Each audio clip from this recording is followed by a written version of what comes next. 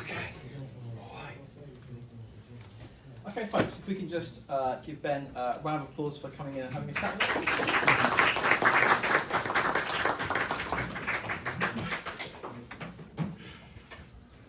Okay, right.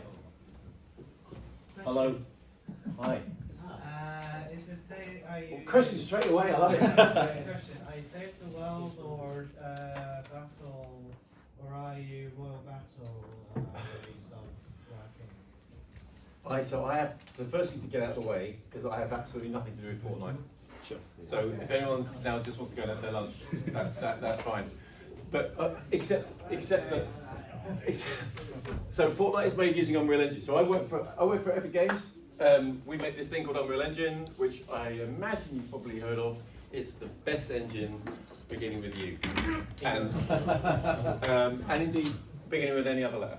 So I've worked there for 7.5 years. But this is all the other things I've done. So I've worked in video games development for like 30 years nearly, and it's wicked, and you should do it. And I imagine some of you are thinking about doing it, and I would encourage you to do so because it's really incredibly good fun, and it's changed a lot over that time. But I used to be a programmer, and then I was a producer, so in charge of teams of people getting games made. And then I had this really weird job here, which is working for Microsoft, working for Xbox actually, in what we call a developer account manager, which is like you look after the relationship between Microsoft and the studios making games, just to make sure that they were having a good time with Xbox. Then I went back into mobile gaming. We made a couple of games, including here in Brighton, a game called CSR Racing, which was quite successful. And then I made another game, mobile game, which was massively unsuccessful. Yes, mate. Are you aware of the current mobile market being a little rubbish right now? Sure, absolutely. What was your massively unsuccessful mobile game? It was called Race Kings. Thank you for asking. Bless you for asking. You're welcome. Thank you. That's you get a prize in my head.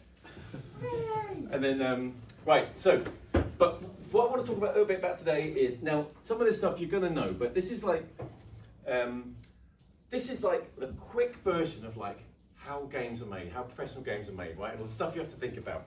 So, first off, what actually is a video game? This is a rhetorical question. No hands, mate. Right.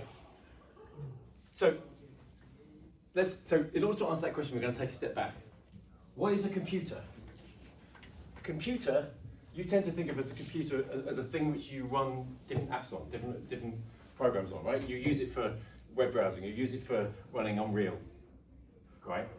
Or you use it for running stuff, you use it for running programs. But the point is, the computer itself is a machine. And a machine does a job, and the job of the computer machine is to make more machines. A computer is a machine for making machines. Every bit of software that you run on your computer is basically a machine to do a task. It helps you browse the internet, it helps you write documents, it helps you create PowerPoints, whatever. It's a machine for making a task, and a computer is a machine for making machines. So what kind of machine is a video game? A video game is a machine that makes pictures very quickly. That's basically what it is. It listens to what you're doing and it makes pictures very quickly. It decides what pictures it's making based on what you're doing, and we call that the player input. But that's all it's doing fundamentally, is making pictures super fast. And we call these machines, in general, software. And software is made of these different bits, right? It's made of code. Because you can think of if you think of making a physical machine, like a machine for making packaging or something, that is made out of steel and rods and bits and pieces, and in order to make that machine, for the machine that makes boxes, you have to get bits of steel and you have to fashion them into particular shapes, and then you buy cogs and you buy all these different bits and you put those together. They are the components of the machine that makes boxes. That's the material that you use to make those machines. The material that you use to make computer machines is software, and software is just code, as we know. I mean, I guess you guys have done a lot of code in this class or computer science class. But code is just the way that we tell this computer, this machine, what it is, what kind of machine it wants to be. So that's in the middle. We use data. The code draws on data to do different stuff. In the case of a game where, if we think of picturing like a Grand Theft Auto type game, with there's an open world, there's a city, there's people walking around, then the data would include like the fact that this is a car and it's an SUV and it's black and it's here in the world. Right? That is not code, that's data. That's just because that stuff changes all the time and the code knows what to do with that data to make something happen. Whether it's cars or people or whatever, different types of people in different places in the world. So we've got code, we've got data, and we've got assets. So the code has the idea of things that move around in the world. The data knows about people, and the asset is the thing that makes it look like a person or a car. Right? That isn't code, and it is kind of data, but it's different to world data. It's just the material that you put on the screen, and essentially everything that you see on the screen is an asset. Right. So code, data, and assets. Here's an example of a GTA type game. In fact, it is. Does anyone recognise this game? Terraria. Yes, it's Terraria. Yeah. It's a mod. It's a Terraria mod. It's actually, so a few years ago, probably before your time, we did a demo, the Matrix demo. We did a demo of UE5 based on the Matrix, and this was the game. We didn't release it. It was just a thing. We did release it on the Xbox. It wasn't a proper game. It was just like a tech demo. But in this game, in this environment, you've got cars, you've got buildings, you've got time of day, you've got shadows and light, and you've got all of these different things. So the code is the thing which knows about moving stuff around and drawing lights and all this kind of stuff. The data is all of where all these cars are and where all the buildings are and where all the people are and what they're thinking and what they're doing, which direction they're moving in. And the assets are the thing that you then draw on the screen to make it look like a car or make it look like a person who's walking along or being upset or whatever the person is doing. So, and I've got some numbers here, right down on this chair, right down here. So in our city, it's 4 by 4 kilometres, and there are 17,000 cars driving around. So that is code updating the position of 17,000 cars at any one moment, and updating the position isn't just driving forward. It's like thinking where you're going to go, and it's like, do I want to turn left here? Do I need to avoid this pedestrian or whatever? So it's 17,000 cars doing that stuff. There are 35,000 humans, 7,000 buildings. The buildings are largely just sitting there. The humans are walking about doing stuff, so they're running code. So, and at any moment, so that's in the world, but at any moment you could have hundreds of cars, thousands of people on the screen at once, with all the lighting and then the shadows and all the rest of it. But the machine which is running behind this, the machine which is the game, is drawing all of that so fast, so frequently, that it looks like continuous motion. It's just like, if this is like Mickey Mouse in the 20s stuff, this is just, you draw it fast enough, it looks like motion. That's what we do when we're making video games. Pump out pictures so it looks like the illusion of motion. But every one of those images is being drawn so quickly that you have to you have to fit all of that stuff into that one frame, into each image. But then you're running it on a thing like a PS5 or an Xbox or anything else or PC. And PC. Hey? Usually PC. Oh, noted. So let's say you're running on a PS5. The PS5 has got can draw 14 million polygons a second. And the Seagull's correct that is BS. This is not true. But let's just say that it is. There's a very large number. There are people who say that you can do 14 million polygons a second on a PlayStation. Fact is, it's nowhere near as simple as that. There's all sorts of variations depending on what it is you're trying to draw. But let's say, but the point is, there's a large but limited number, a large but finite number of stuff you can do in a given second. And you have to live within that means. What we do, making video games, the absolutely central thing that we do is try and fit stuff in all the time. You're constantly trying to fit stuff in. like if you name some, I want to shout out some names of complicated current games or recent games. The offline dinosaur game. Then. The what? Terraria. Terraria. What about complicated games? Cyberpunk. Cyberpunk. Almost as complicated as Terraria. Yeah.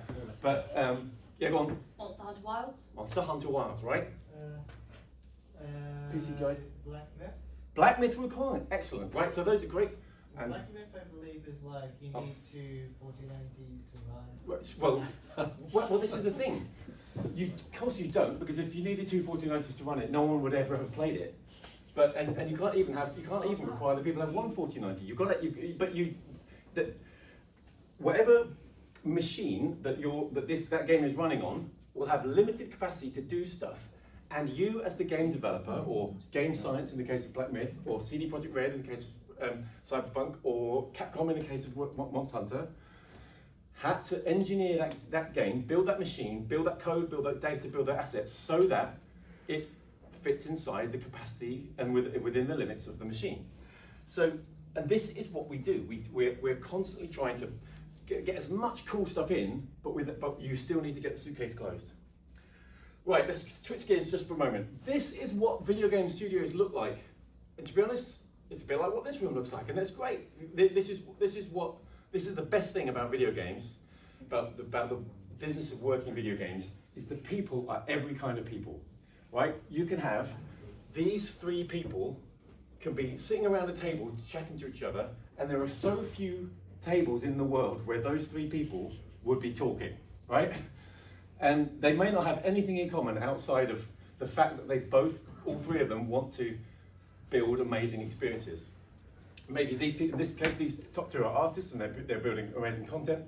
And this guy is out of Jurassic Park in 1993. But analogously, he is making these guys' vision appear on the screen. It's a beautiful, beautiful thing. So a game is a combination of like super hardcore engineering, really clever programming and technical skill, with super visionary art. And by art I mean visual art, 3D art, 2D art, animation, audio, all the artistic forms of artistic expression. So I want to say, if Shakespeare was alive today, he'd be making video games. I like that. So how does it actually work? Right, you're going to know some of this, but I'm just going to tell you anyway. Right, so this is what your TV looks like, right, at home? No? That's what my TV looks like. So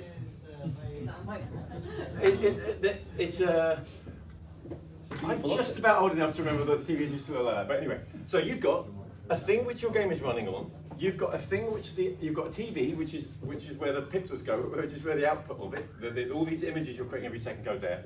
And you've got this thing which is one of the most underrated things in all of humanity, the humble HDMI cable. It does a lot of heavy lifting. Right? So what a video game does is renders, draws, creates a lot of images every second. So how many times a second, and what is it doing during the course of one of those in order to create one of those images? Right. So we are going to. So this is what we call the game loop. Again, a phrase you've probably heard, this is a nice simple version of the game loop. Three things happen in the game loop. Number one, the game gets the input. It wonders it asks the outside world, what input is the player giving me? And that could be joypad input, it could be mouse input, keyboard input, VR headset input, it could be microphone input, it could be any other way that you can interact with a video game. Touchscreen input, of course. So, number one, see if the players are actually asked to do stuff by convert the input, the actual touch or the button press or whatever, into some kind of action in game context. Second, you update the world state, the data representing the world, based on what it is the player has just done, partly, but also just based on what the world was already doing.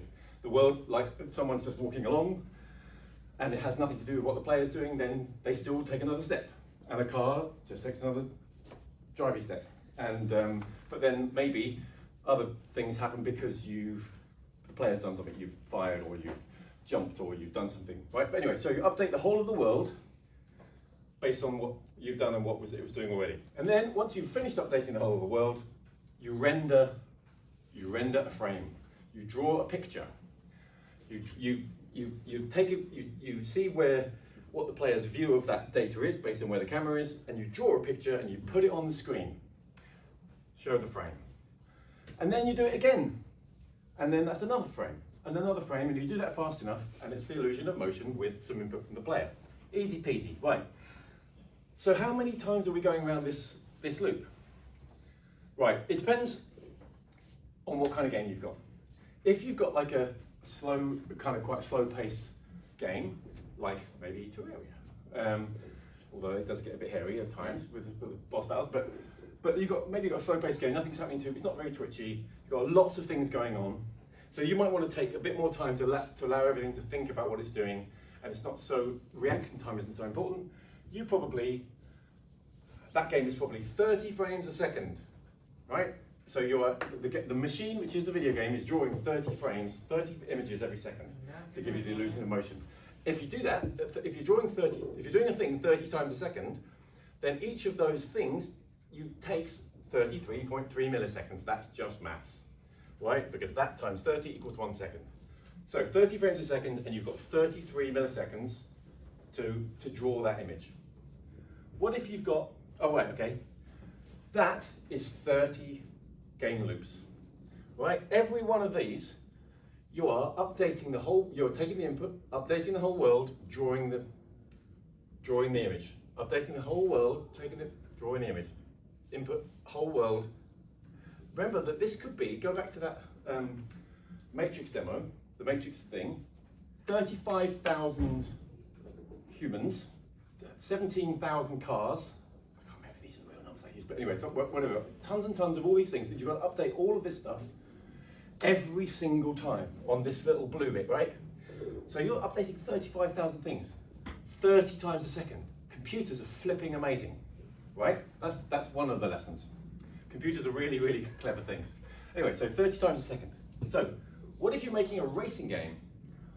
A racing game is, you care about being able to, if you listen to the player's input twice as often, the player has twice as much opportunity to place their car just where they want it on the track, which they need because there's stuff coming at them super fast, and you need to be able to get out of the way, and you need to be able to see what's happening. So it's very twitchy and react to. So you want to make sure that there are more frames drawn and more input to listen to. So you tend to do this at 60 frames a second, right? A racing game typically draws 60 frames a second. And if you do something at 60 times a second, each time it takes 16.6 milliseconds. So you basically, let's say, 16 milliseconds to draw each of those, to create each of those frames. So, and actually, as you may be aware, if you've got a fast enough PC or console or whatever, this number can be a lot higher. You can get 120 hertz on your PS5. So this is 60 frames in a second, right? Each one of these things, you're updating the whole world, you're doing all the people, you are doing all the racing cars, you are taking the input, you're drawing it, you're updating, rendering, right? 4K, might be a 4K image, right? You're drawing a lot of pixels, 60 times a second. Computers are amazing. Great one. My monitor and my computer is able to achieve up to 165. Computer is good. Computer's very, very good. Right, I'm impressed. Right. It's Oh, it's getting hot about talking about video games. Right. So this is the thing. What we do as professional video games developers is make everything fit, and you will be surprised how much of your life as a professional games developer you're going to spend trying to make things fit. Let's talk about what we mean by that. This is the clock of doom. I know. Yeah. Well, you should fear this, because think back to here. Folks, you're going to be quicker. Right. Think back to this. At this top point here, you have to draw this picture. You know what? I've just remembered. I don't have to go back. Right. The clock of doom. Let's go back to the loop. In the loop, this is the slightly right. This is V2 of the game loop. This is the slightly truer, less simplified version. So number one, you're getting the input, same as before. Number two, you're updating the world state based on what the player is doing, same as before. And then you're rendering the resulting updated world state just as before, except you're not rendering it to the TV, you're rendering it to this spot over here, this temporary spot over here. And then you're hanging around, waiting for the TV down this magic HDMI cable to ask let's say we're on a PlayStation, to ask the PlayStation to give it another picture. That's how it works. Every 60 hertz, every 16.6 milliseconds or 30 milliseconds, the TV asks the PlayStation for another image, and the PlayStation has one ready because your software has created it and set it aside, is waiting to be asked to show it, right? So you've done all your work by 9 o'clock, and you can just sit around waiting for the green and just like hanging around, just wasting time. Guess what? This is not how this actually works, because what really happens is you've put too much stuff in the world. There are too many things to update, and the cost of updating all the things takes a bit too much time. And then there's so much visual complexity in the world that actually the cost of drawing that stuff to this off-screen buffer takes too long, and you don't get it done by midnight, because at midnight the TV asks the PlayStation for the image at midnight, right? And if your image is not ready to go at midnight, the TV says, I don't care, and just goes back to its fag, and then waits for the next thing to go around, right? And then in the meantime, you've just shown the same image twice, and the PlayStation is going, well, I'm only a little bit late, but it doesn't care, because the TV only asks every 30th of a second. So you've got the TV will show the same image twice, which is, we call that a frame drop. Maybe you're familiar with this, right? And one frame dropped every 30th of a second doesn't sound like that bad, but as you all know, if you play games, if you drop one frame, if your software drops one frame, it's probably dropping lots of frames, and it's super noticeable, and it's really annoying, and it makes you upset about the game and the game's developer. It makes you post things on Reddit that you regret later on. So you have to get everything done by midnight, otherwise you drop a frame. And that again, that little clock thing is simplified in terms of how much stuff you have to do, but there is so much stuff that a game has to do in order to pump out these images, and all of it has to fit all the time.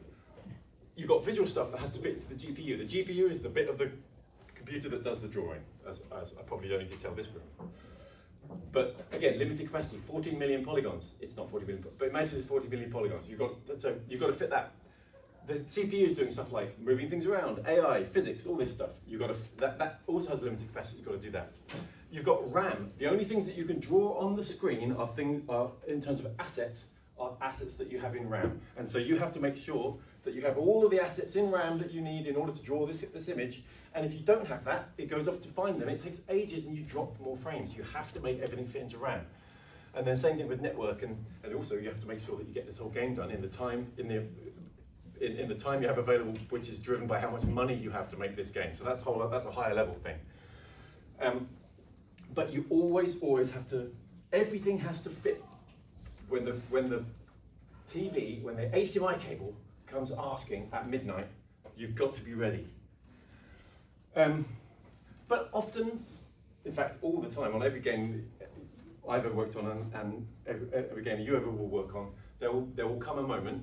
In fact, there'll be great swathes of the production where it doesn't fit, where you're not hitting your 30 frames a second or your 60 frames a second target because you're in development and you're just chucking stuff in.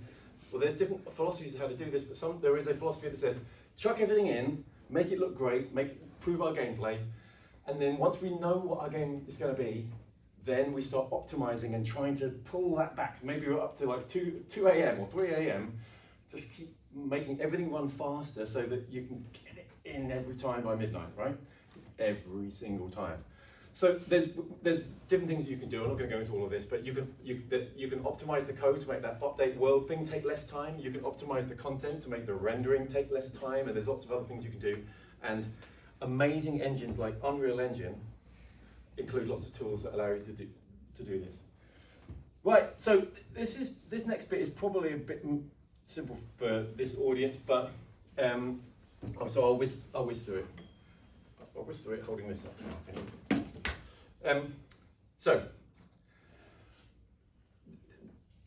I put these slides together to explain what Unreal Engine is to people who don't know, and the way fundamentally the way I describe it is to say that most games are mostly the same.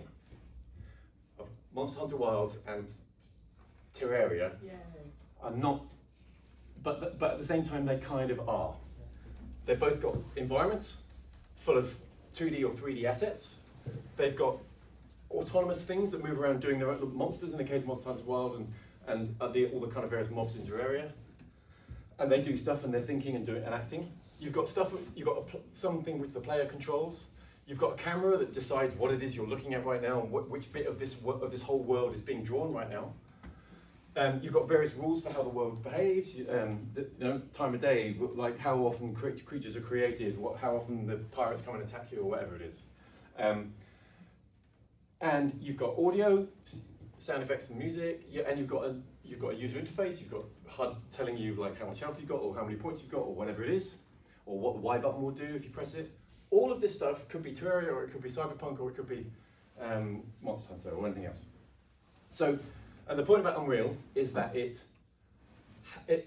knows how to do all of those things in the kind of code, at the code level, and it lets you add your own data and your own assets to make these things work in the way that you want them to work. So, because there's no point in doing that yourself. So whether your game has probably got there's your environment.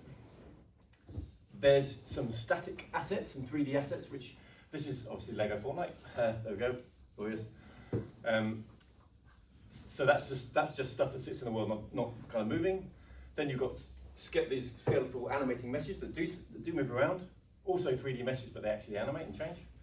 I can't see what's highlighted there. Nothing at all. Anyway, so to talk about some of these things, 3D models. Yeah, I'm probably going to skip this stuff because you guys probably know this. But this is. Shall I talk about this stuff, or is this is all pretty straight? This we don't cover a lot that much. Okay, all right. In which case, that's cool. So, if your game has spanners in it, 3D spanners, you're in luck today. There's two bits of this model, right? There's the geometry, the actual physical shape of the thing, and then there's the texture or the material, the thing which gives the surface its properties. And this is a pretty old school kind of image, where on the right is this 2D image, this 2D, what we used to call a texture map, which knows how to, which is sort of, the whole surface of this thing is enclosed inside this square image, and as you'll probably know, you can work out how to, you can indicate how to map this thing onto this shape. So that's the basic of a 3D model, as you probably know. But let's go back to that Matrix demo. Yeah. So you've got tons and tons and tons of cars in the world, and maybe maybe there's lots of buildings, and maybe one of the buildings is like a workshop and it's got a spanner in it. Let's say you're standing in this spanner. Not standing in a spanner. No one's ever stood inside a spanner. Imagine maybe you're in a shop and there's your spanner, but then you walk out of the door of the shop, and you can see the door, and you just keep walking backwards and backwards and backwards and backwards. And in theory, the spanner is still there, but there's absolutely no point in drawing all of this stuff. Because remember, 14 million polygons, fake stats, right? But imagine it wasn't a true stat. You do not want to be using up any of your 14 million polygons on this spanner, which is now a titchy spanner miles away. There's just no point. Same thing goes for cars. So if you are standing right next to this car, you want it to be lush and amazing and full of detail and incredible. But then if there's cars in the far distance, you do not want to be wasting your polygon budget on lots and lots of detail in a car that's now titchy on the screen. So the way we still do it and sort of increase, well, we used to do it with Unreal, is what we call level of detail meshes. So actually, when you're building a car, you actually build 4 different versions, or 5 or 6 or 7 different versions of a car with decreasing levels of detail. And you can see from the triangle counts, this is 116,000, the one on the right is 2,000, but it still pretty much looks like a car. And you can imagine if that little tiny car, if that little low detail car was miles away, probably looks alright, right? It's probably enough. Minecraft suffers from the fact that every block is rendered perfectly no matter how far away. Which what suffers from that?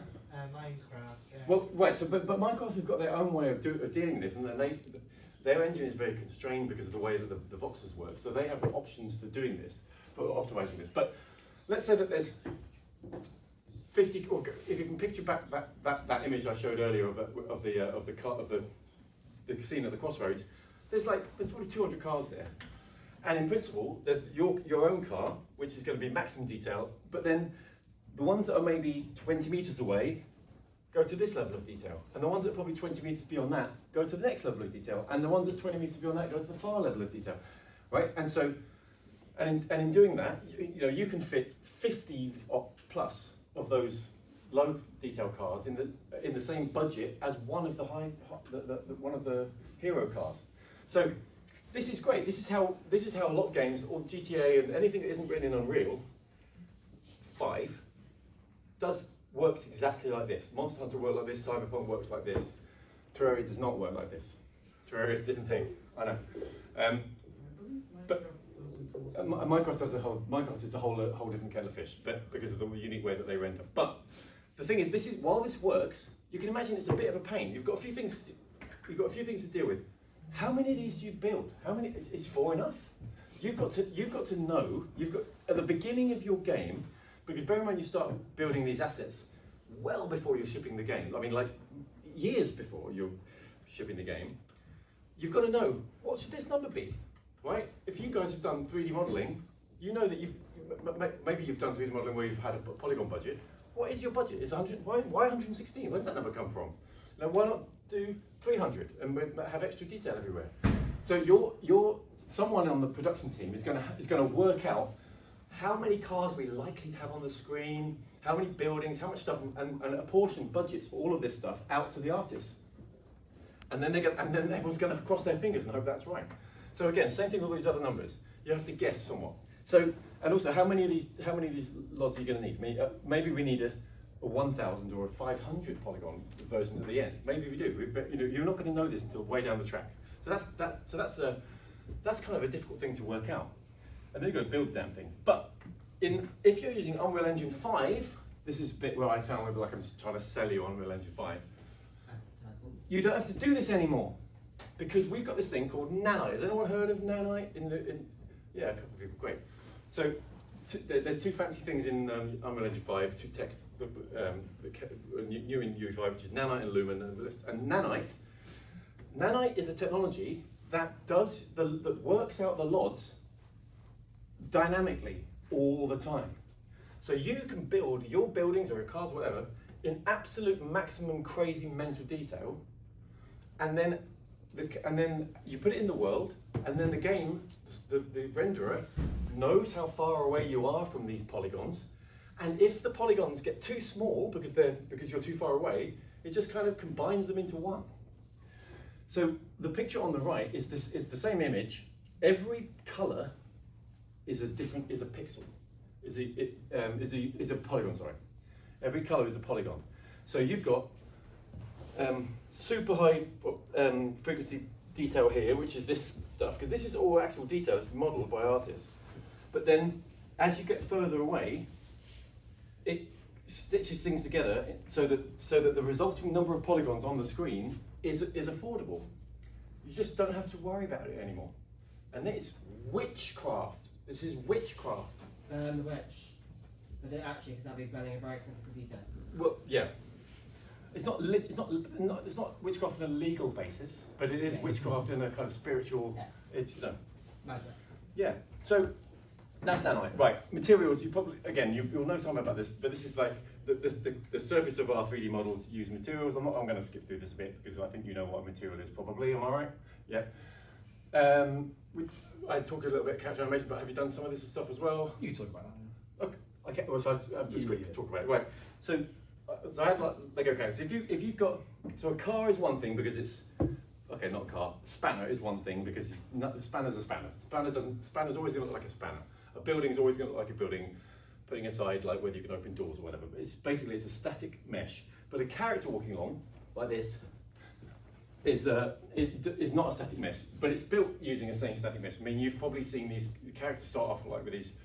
If you're a character modeler, you make a character that looks like that, and then you do stuff to make it actually animate. And here's where I quickly explain what that stuff is. So this is this character called Manny, who's our kind of mannequin in UE5, and so there he is.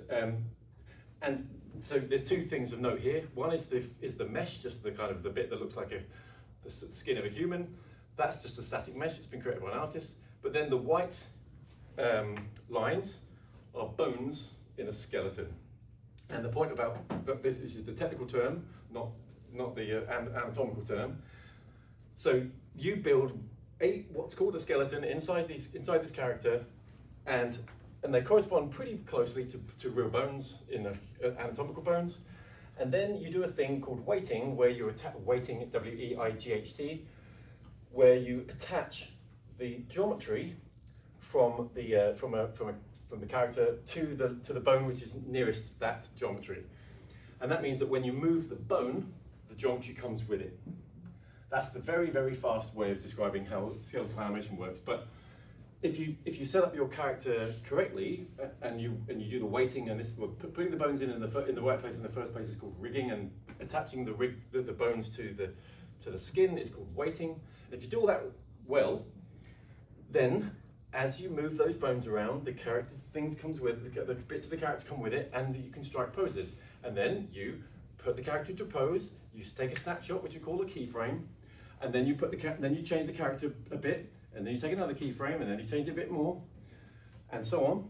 And then when you play those keyframes back again, Unreal Engine and other engines, I suppose, know how to play those animations back and fill in the gaps in between, so that it looks smooth, and you get the illusion of an animated character. Right, and we've got this system called MetaHuman, which is very, very fancy looking human characters, which is all available for free. And this is how are we doing for time? Yeah, you're all good. You're all good. All right. So here's a quick run through some other things that go into the world, go into a game, or think kind of almost like departments really on a games team. World building. You actually have to. This is building the environment, and the environment could be a big open world like Monster Hunter. Is that open world? I can't remember. Cyberpunk, Monster Hunter to an extent. Don't bring up Terraria again. That's a different thing. So, but sometimes you're wandering around open world. Sometimes you're in limited, closed environments. We do those differently. One of the hot topics these days in world building is if you've got a massive world of 10 by 10 kilometers or 30 by 30 kilometers, huge. That is a lot of stuff. If you want to be able to walk around that world and for it to be detailed and interesting, that is a monumental quantity of stuff. And having artists place all of that stuff down, bit by bit, blade of grass by blade of grass, by rock by tree, is mad, and it just doesn't work. You can't do it. So what we do instead is we have the increasingly common is procedural content generation tools. So this is the thing that says an artist can now say, paint this area of the map to be pine forest, maybe with these 10 parameters like density and whatever. I don't know enough about pine forest to be able to finish that sentence, but like things to do with pine forest, all the things we all know about pine forests, needles, something about needles, and then you paint that down, and then you look, and then maybe there's tools to let you tweak it, but basically when you paint that down, it just puts the grass and the rocks and the trees and the bits of leaves and all the needles and all the other stuff, right? It does it for you, and then you decide whether it looks nice, tweak it if it doesn't, and then until it does. And there we go, that's probably one person who spent an afternoon doing that rather than 1,000 people spending a year doing it. So investing in good procedural content generation tools is massive. And guess what engine includes some really good procedural content generation tools? Do not say Unity, because it doesn't. Yeah. Unreal does. Right, so there's that. Right, this is where we get onto Lumen. So the only reason that any of you have ever seen anything in your life is because a photon has come out of something, maybe out of the sun, or maybe out of one of these lights, bounced off of that thing, and gone into your eye, right? And if enough of those things go in the right place, it makes it look like a sausage, or whatever it is you're looking at.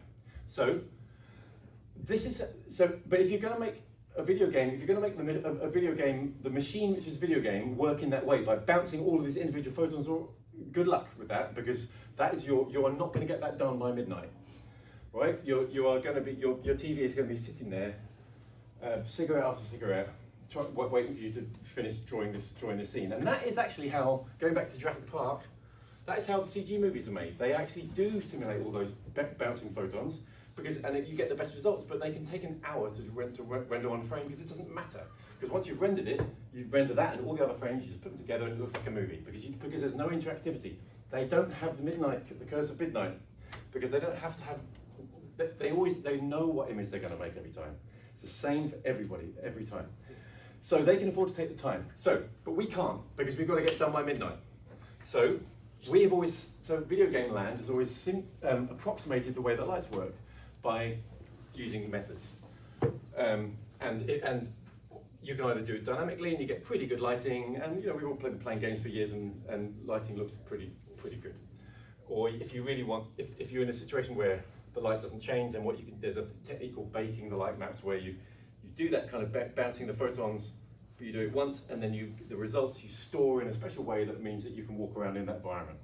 But now we have Lumen.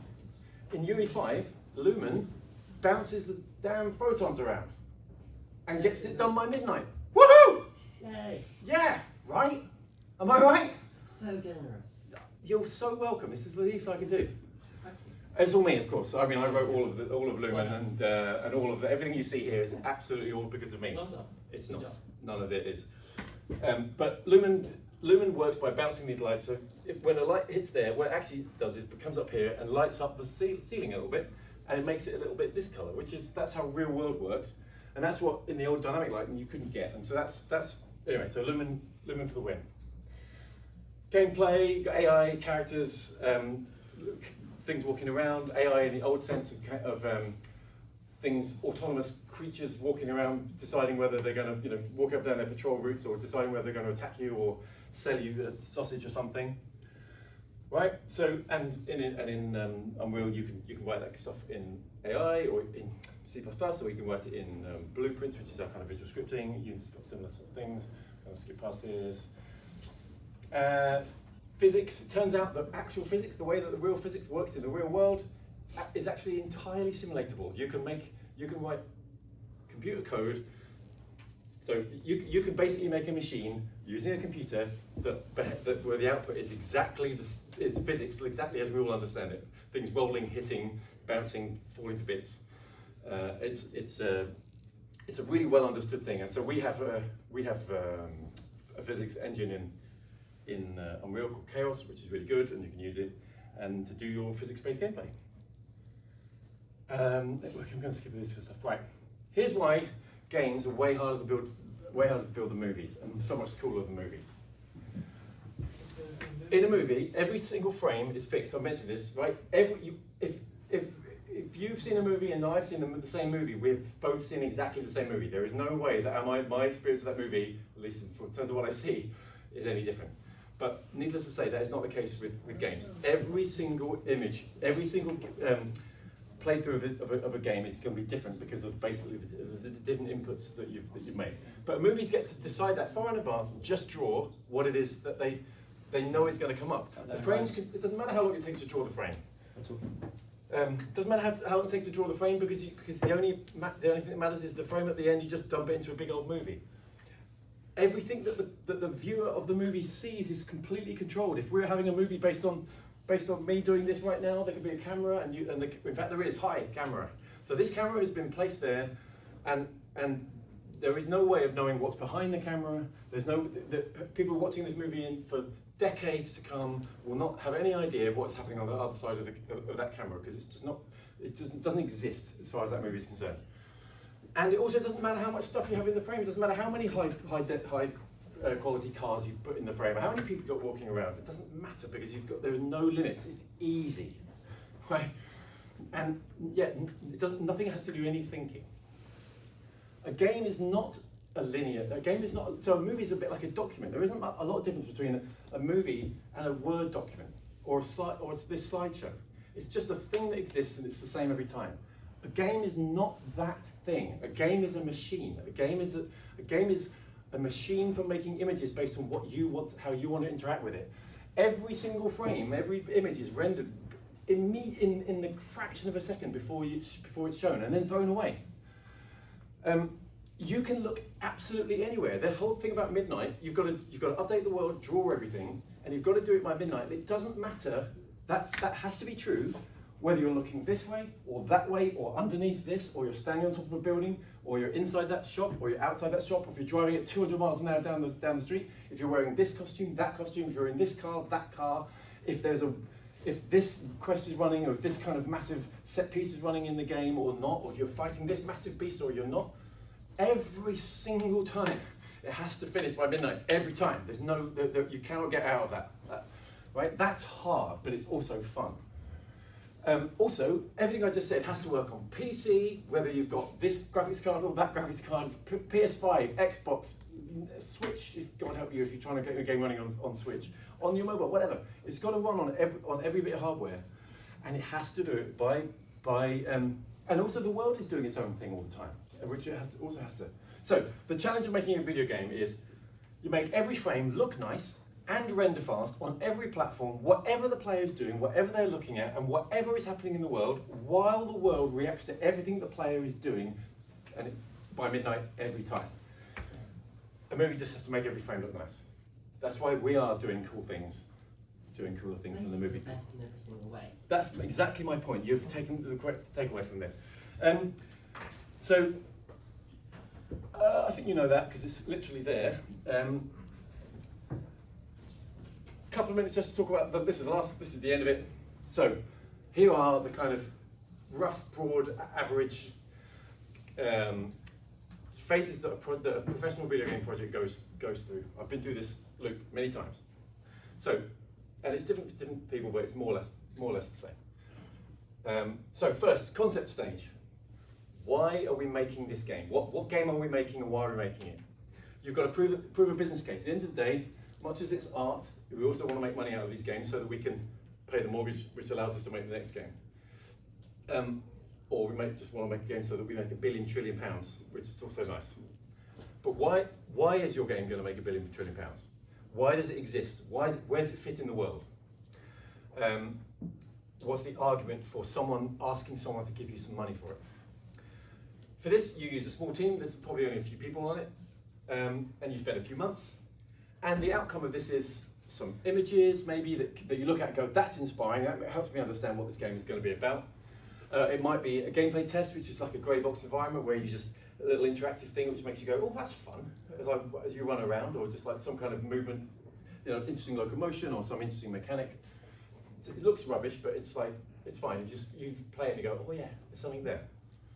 Just show that it's fun. Right, so assuming you get past the concept phase, which you get, there's this thing called green light. If you get a green light from the concept phase, you're ready to go to the next thing. You go into pre-production. You're stepping up a little bit. This is where you flesh out the design, like what's the game going to be, how big it's going to be, how many levels. I'd say finalise the design. You never finalise the design here, but you try and at least have something which you want to end up with a plan that you can give to people to say, go and make that. And pre-production requires a slightly bigger team, and it requires a bit longer, and a big game can easily take 18 months just in pre-production. And often the outcome of pre-production is a vertical slice. Maybe you've heard this phrase. A vertical slice is like a little bit of the game that's completely representative of what you want the final game to look like. Maybe it's one level of the game. Maybe it's like one quest in Cyberpunk, or it's one monster battle in Monster Hunter. I don't know what it is in Terraria, but I mean, like you probably can't do this in Terraria very easily, but it's like one bit of the game which feels like the final game, which people can play and go, "Oh yeah, right, I get that. I can understand why this meets this business case." So if you get past pre-production, you go into full production. This is where stuff gets real. You really ramp up the team. You get all of the things, all the plans. You actually get them done. So you've said, okay, now I need 50 cities and I need 1,000 cars and I need so hire all these people, give them all this work to do. Producers managing all, making sure it all gets done in the right time, dealing with problems that come up, changes to the design. You know, this takes a long time, and you need a big team, both in-house and often you are hiring external vendors, external teams to help make bits of the game, because this happens all the time, to be clear, right? Game studios are not just one thing which makes the whole game themselves. That, I mean, there's plenty of that does happen, but big games never work like that. Big games are being made by a lead team in the studio, doing a lot of the work, with tons of with a number of satellite studios building art, building content, building the multiplayer, converting it to PlayStation, whatever. At the end of that, you get a thing called a submission candidate, which is the thing which you're saying is going to be the final game. Now, in the old days, when you had when games came on discs, you'd have a physical thing, a CD called a Gold Master, which is actually gold. You send that to Xbox or you send it to PlayStation, and they have tests which they run on it to make sure that it functions adequately like an Xbox game or like a PlayStation game. They have big lists of requirements that your game has to meet. You know, like anyone who's played Xbox or PlayStation, you know that when you press one of the face buttons, the PlayStation button, then the overlay comes up in the right way. Or if you're trying to get your friends together into a multiplayer game, it doesn't matter what the multiplayer game is. You have to turn up to that knowing what the you buy a new multiplayer game and you have to know how to invite your friends to it, even though you've never played that game, because it just works the way that PlayStation multiplayer friend invites work. Teams have to actually do the work to make sure that it works like that. So, and then they test that you've done that successfully, and that process is called submission or certification. And when the submission candidate comes back and they say yes, you passed submission, you passed cert, you can put the thing. Then you put the thing on the. It goes live. Real people in the real world play it, and then at that point, the team is probably. All the bug reports start coming in from all the things that you didn't find, but that the world has found, because there's 1 million people playing it now rather than your 20 QA people, and so you start fixing that, and maybe you're working on DLC or updates or whatever. So you keep working on that, and maybe you do that for a few months, and then move on to the next game, or maybe you do it for 10 years if it's Fortnite, and you're just constantly keeping the game going, but at that point you've made your video game. Yeah. That's my TED talk. And that's, look at that, 2 minutes too. So, has anybody got any questions about any of that, or anything else to do with making video games and get paid for it? A question: what makes a video game by feel? Because sometimes you make a video game and it doesn't really feel like a video game sometimes. Could you elaborate on why it doesn't feel like a video game, Michael? What do you mean by that? Maybe what we've actually made is a steak pie. A lot of the games sometimes feel more like a shopping mall or a casino. Yeah, well, but we've all played enough video games to know that there isn't a definition of what a video game needs to be. I had like a summer off before I started working at Epic, and I played a lot of Construction Simulator. Has anyone played Construction Simulator? Why not? In Construction Simulator, you take contracts to build things, and then in order to build a thing like a house, you have to buy a special truck, and then you drive your truck to the place where all the bricks are, and then you get out your truck and you drive a forklift, and you buy the bricks through a little brick buying interface. You pick the thing up and you put them on the back of your truck. You drive the truck to this place, and you press a button to make the bricks appear, and then you have to do another thing with the cement, and then you have to go and get another crane. And it sounds a lot like work, but I tell you what, I was like this. I was absolutely hook, line, and sinker on that. Now, I wouldn't say that is traditional. That's a video game like Monster Hunter is a game, but it's still. But who cares? It's fun, and I want to spend money on it. So I think that what a game feels like is. This is what we're here. This is what you're all here for. I mean, if you want to go into making games, it's like, what experience haven't you experienced? You know, what emotions would you like to create in people? It's a bit like writing a song or writing music. What do you want your players to feel? What have you got an opinion about? And maybe that's like a very romantic and interesting kind of emotions, but it might just be like, I just want to make a game where there's new ways of, shooting bad people. I mean, if there's nothing wrong with that. But if you've got something, if you do it in a way like Ultra Kill, who's played Ultra Kill? I do. Yeah, right. So Ultra Kill, flipping amazing, right? It's like the 10,000 millionth FPS in the world, and yet it's still brilliant, and it's still doing things in a way that no one has done.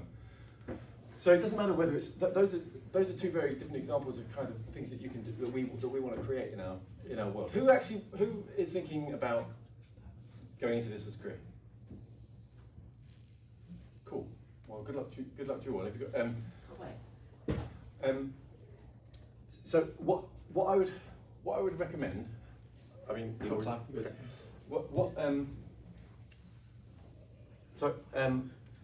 how should you get started? There's that old question. I think you've probably heard this advice 1,000 times, but oh, well, I hope you have. But you have to. It has never been easier to make video games. I mean, I mean, there's the tyranny of midnight and all the things you have to do, and you're looking any direction, wearing any clothes, and the worst of it. But the fact is, making video games has never been more accessible. Like Unreal is completely free. The only time that you're going to pay me any money for making a game in Unreal Engine is if you make $1 million from your game, and then when you earn your $1,001,000, you have to pay me 5 cents, right? So you can earn $1,001,001 and pay me 5 cents. So I hope that you earn $10 million and pay me 5% of $9 million, right? And then that's how we earn our money. So the point is, it has never been more accessible. You can download that engine. The engine the version of Unreal that you can download today off of the launcher is exactly the same version of Unreal that the Black Myth Wukong guys used to make Black Myth Wukong. It's the same thing. Yeah, have you got any advice in terms of, because Unreal takes a lot of computing power, isn't it? Yeah. Is there any advice how we can sort of use it on like maybe slow machines or optimize? I don't know. I mean, that's a good question. I don't know. I mean, there may be things. I hear this all the time, and I totally understand it. It'd be nice if there was like some kind of lean and mean version of it that ran on. There's a time and a place for Unity, basically. No, there isn't. No, there isn't. I'm sorry. Okay. So you can another time. That's Unity. I didn't come here to hear stuff like that. Sorry. Unity in working in Unreal. I only understood the second half of that. Sorry. But no, it's true. It is true. But at the same time, that's if you want to make something huge. You can do tons and tons of things on a basic laptop in Unreal. But sure, it's something we're aware of. Question: what's the device that's too weak to? When is a good time to say like, hey, this device is a little too weak to play any game? Every device has got a screen bit and a thinky bit, and the screen bit at midnight asks the thinky bit to give it a picture. And you've got a certain amount of time to do your thinking and do your drawing before that question. And every piece of hardware has the capability of. Yeah, but what happens with the hardware acceleration? Okay. Let's check this. So to answer that question seriously, when you are making a video game, you do have to decide a minimum spec. Anyone who's, I'm sure you guys, if you've bought games off of Steam, or Epic Games Store, there's a min spec there, right? There will be a description of what hardware you need in order to be able to effectively run that game. And the developer, when they're making the game, they test the game on that hardware, and above, and they warrant that the game is going to work. Maybe you have to turn all the settings down, like when you turn the detailed settings down, like maybe you don't use the kind of high level LODs for the cars, you actually just use the lower level LODs because that takes less time to draw. Or you have a kind of a close draw distance or fog in the distance, which means you just don't draw anything past a certain point, which brings that red render line down quite a bit. Or there's there's other simplifications you can make to the way that the AI works or whatever to bring the world simulation stuff down so that it all fits in by midnight. So you can always do it. But then if you make a game on PlayStation 5 or Xbox, then the hardware is fixed, and so everyone knows what that. Xbox makes sure that the hardware is not atrocious, so that you can make good games with it. Just right. So going back a minute. So where to get started with video games? Here's a home truth which I just want to say out loud. Those people who are thinking seriously about going into the industry, I would encourage you not to think that the best way of getting into the industry is by starting a studio, building your own game, and trying to sell it. All power to you if you want to give that a go, but it is super hard, and it's hard and it's incredibly unlikely. And obviously, I'm not saying that because anything to do with your personal ability. It's just the odds are stacked against you. However, that's okay. It's fine. Take your time. Work with other people. Work in teams. Ideally, I mean, I know it's hard to get a job in games, but you can do it. We can talk a bit about how the kind of things, how you can shift your odds. I don't know if it says it up there, but what I would encourage you to do is to try and ship something as soon as you can, right? Make something yourself if you want and ship it yourself before you are trying to pay a mortgage off of that, because that's good. But get together with some people and make stuff together. That is certainly valuable. In terms of getting a job, the thing that I think is what I would try and do if I was starting out in the industry, I would try and get a job at one of these vendors, these co-dev studios, outsourced studios, all different words for the same thing. There are tons of studios, in fact, including here in Brighton, whose reason for existence, whose business model is all about helping other teams get their games made. So, Electric Square, for example, here in Brighton, Studio Gobo in Hove, just down the road. I mean, there's tons of them. They're just two in Brighton. But Act 3, another one in Brighton, Studio Gobo spin-off. Tons and tons in the UK. So these are the people that, if you are Capcom and you're making Monster Hunter, or if you are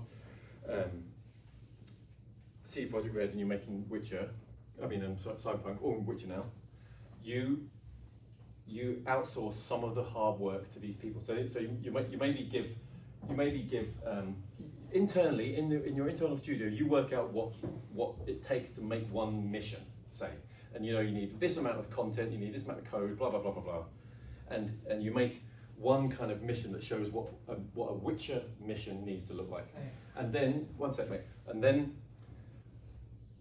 you give that mission to a codev, and you say, make me 20 of them, right? And here's some narrative direction, and maybe you make up your own narrative, whatever. And each one of those things might take 6 months to make. But then it's very contained, right? So you've got CD Projekt Red probably have 2 or 3 of those teams, external companies they've hired to make those games, to make those kind of bits of the game. You've got probably people just producing assets, like producing rocks and furniture in the world, buildings and all that kind of stuff. You've probably got someone converting the game from PC to PlayStation, which they might not do that internally, they might not. And so these codevs, these outsourced companies, they are brilliant places to start your games career, because they ship stuff all the time. They might only work on a game for 6 months, and then on to the next thing. But that means that maybe you could be there for the whole 6 months. Some of these games take years and years and years to make, absolutely years. I mean, Cyberpunk is a great example. I mean, that took like 10 years or something. And that's a long time to wait before you ship a game, right? It's a long time. So trying to get stuff out actually in the world that you worked on, that's real currency. If you can get that on your CV, if you can say you worked on the thing which is now out in the world and you've even got credit in the game, that's mad. That really helps to get you started. So I think that's the kind of job that I would kind of go for, I think. But I mean, if you can impress a studio well enough to get to that they hire you, then it doesn't matter what the studio. That's great. But in order to get that job, you are going to need to stand out. You are going to need to show that you really want it. As I said before, it has never been more accessible, the business of making video games. You have the tools, the assets, the stuff, the direction, the education that you have access to here and on YouTube and all the amount of input you have to help you make video games has never been greater in quantity. And so if you are going to a studio that you really want to work for, a game studio, and they say, well, what have you made? And you say, I haven't made anything. Well, let me tell you that you're not even going to have that conversation because they wouldn't have asked you in the room in the first place. You need to be able to show that you've just done some stuff. It doesn't need to be finished. It doesn't need to be brilliant. It just needs to show that you give us stuff about it, right? You just give that you're into it, and you're willing to put some time and effort into it. That I'm sure you've kind of got working on portfolio things. You know, my son was on this course like a few years ago. He says hi, by the way. Oh, nice. He's now at Staffordshire University doing the games course. He's about to do his third year placement. He's going to work at a company called Flix, which is exactly one of these outsourced studios up in Birmingham, for a year. It's going to be terrifying for him, and probably, but it's great. That's coming off of this course, got him into that great course at Staffordshire. The Staffordshire Games course is the best one in the country. That's something I'd recommend if you're thinking about it. But that's the thing. Build your portfolio, make stuff. It doesn't have to be finished things, just like ideas. Just like if your thing is art, then just make some art. If your thing is gameplay or coding, just make something that you can play. People like me who are hiring people will care about how you present yourself and about how much energy you bring. This industry is built on energy and love and passion. So just show those things. I'm going to stop talking now. I think I've probably done enough. Cool. Yeah. Thank you very much for listening, everybody.